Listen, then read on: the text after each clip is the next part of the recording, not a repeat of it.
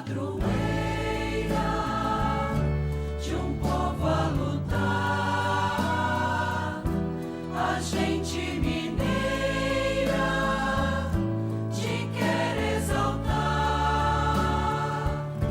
não só lá na serra. Amado irmão, amada irmã, saúde e paz. Inspire-nos a presença amorosa de Maria ao redor de quem aqui nos congregamos.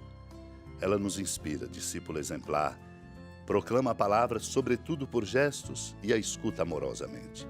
E hoje estamos, por graça de Deus, aqui congregados, iniciando esse mês de junho, celebrando a primeira sexta-feira do mês. Iniciando, portanto, esse caminho com a renovação do convite e compromisso exigente diário de termos em nós os mesmos sentimentos de Cristo, como diz o apóstolo Paulo escrevendo aos Filipenses. Celebrar a devoção ao Sagrado Coração de Jesus é reassumir sempre o compromisso de ter os mesmos sentimentos de Cristo Jesus. Lembro aqui das cartas do bem-aventurado Columba Marmion Abade, quando diz: tenho a certeza que Deus deseja conduzir a vossa alma pelo caminho da fé pura, isto é, pela fé sem nenhuma das satisfações pessoais provenientes do sentimento e da certeza adquirida. De tempos em tempos recebereis um raio de luz e de calor, comenta ele. Deveis viver dele, apegando-vos à fé, sem nenhuma alegria muito real, mas não sentida no íntimo da vossa alma. Fazei por amar este caminho de fé pura. É tão seguro, tão isento de egoísmo, tão cheio de glória para Deus. Deus não concede nunca a virtude em alto grau, sem que tenhamos combatido e sofrido para alcançá-la. Isto mesmo se dá com a fé, raiz e fundamento de toda justiça. Em certos momentos poderá parecer-vos que haveis quase perdido a fé, e, no entanto, esta conserva-se, diz Columba de Marmion, na extrema pontinha da vossa alma, concentrada toda num ponto tão pequenino e imperceptível que parece nem existir. O olhar de Jesus está sempre fixo no Pai. Somos chamados a nos conservar unidos a Jesus, dizendo um amém cheio de amor a tudo quanto Ele vê no Pai. Ora, a fé consiste em crer no que Jesus vê. Ele é o autor e consumador da nossa fé. Tendo sido aclamado pela multidão, Jesus entrou no templo em Jerusalém e observou tudo. Mas, como já era tarde, saiu para Betânia com os 12. No dia seguinte, quando saíam de Betânia, Jesus teve fome. De longe, ele viu uma figueira coberta de folhas e foi até lá ver se encontrava algum fruto. Quando chegou perto, encontrou somente folhas, pois não era tempo de figos. Então Jesus disse à figueira: que ninguém mais coma de teus frutos. E os discípulos escutaram o que ele disse. Chegaram a Jerusalém. Jesus entrou no templo e começou a expulsar os que vendiam e os que compravam no templo.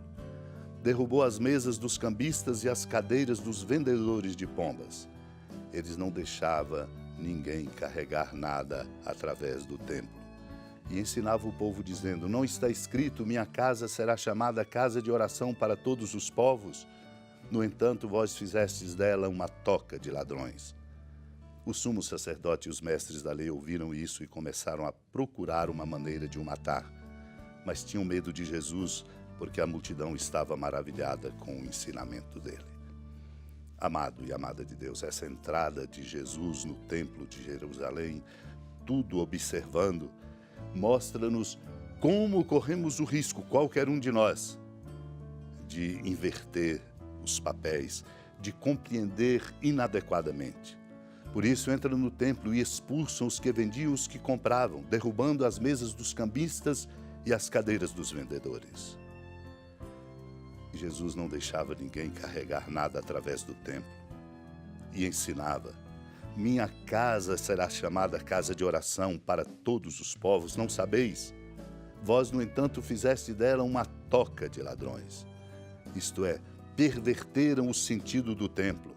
Esse é o risco que nos empurra, como empurra a nossa sociedade, na direção da corrupção, por pervertermos o sentido, quando não respeitamos aquilo que é do bem comum, nós pervertemos o sentido e somos levados como sociedade para a corrupção.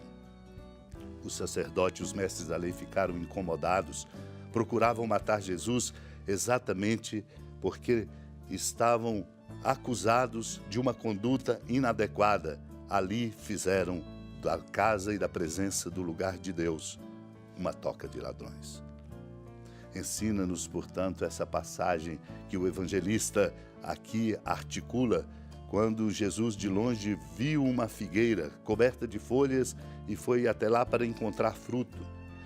Chegou, encontrou somente folhas, pois não era tempo de figos. Mas Jesus diz que ninguém mais coma de teus frutos.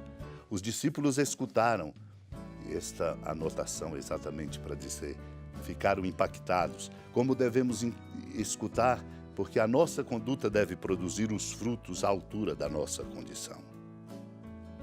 Na manhã seguinte, quando Jesus passava com eles, os discípulos viram que a figueira tinha secado até a raiz. E disseram, olha, mestre, a figueira que amaldiçoaste secou.